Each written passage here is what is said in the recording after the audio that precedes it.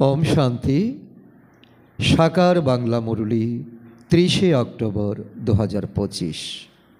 আজকে বাবা বলেছেন, মিষ্টি বাচ্চারা, এখন তোমাদের অতি সাধারণ হতে হবে। ফ্যাশনেবল দামি পোশাক পরিধানেও দেহ অভিমান আসে।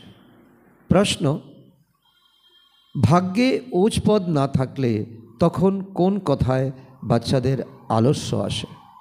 আলস্য দোষের আকর। উচ্চ পদ যদি না থাকে তখন বাচ্চারা আবল তাবল বলে, আলস্য আসে।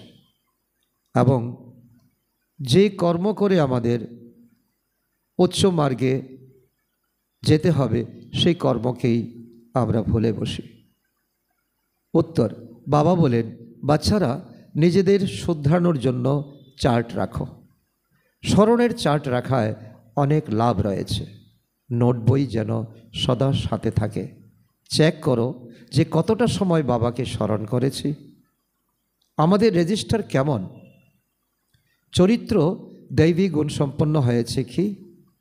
কর্মের মাঝেও বাবার স্মরণ থাকে কি?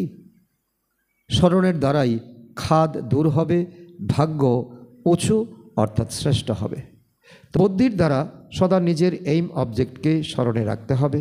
লক্ষ্মীনারায়ণের চিত্র যেন সদা সঙ্গে থাকে। এই খুশিতে থাকো যে আমরা এইরকম হওয়ার জন্য পড়ছি। এখন আমরা গডলি স্টুডেন্ট। নাম্বার 2, নিজেদের পুরানো অবগুণ অর্থাৎ এক মুঠো চাল নিয়ে মহল নিয়ে নিতে হবে। ব্রহ্মা বাবাকে ফলো করে অবিনাশী জ্ঞানরত্নের জহুরি হতে হবে। আজকের বরদান, নিশ্চয়ের আধারে বিজয়ী রত্ন হয়ে সকলের প্রতি মাস্টার আশ্রয় দাতা ভব। নিশ্চয় বুদ্ধি বাচ্চারা বিজয়ী হওয়ার কারণে সদা খুশিতে নাচতে থাকে। তারা নিজেদের বিজয়ের বর্ণনা করে না, কিন্তু বিজয়ী হওয়ার কারণে তারা অন্যদেরও সাহস প্রদান করে।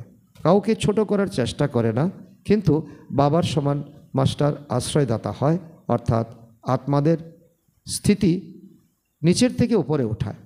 তারা ব্যর্থ থেকে সদা দূর থাকে। ব্যর্থ থেকে দূর থাকাই হলো বিজয়ী হওয়া। এরকম বিজয়ী বাচ্চারা সকলের জন্য মাস্টার আশ্রয়দাতা হয়ে যায়।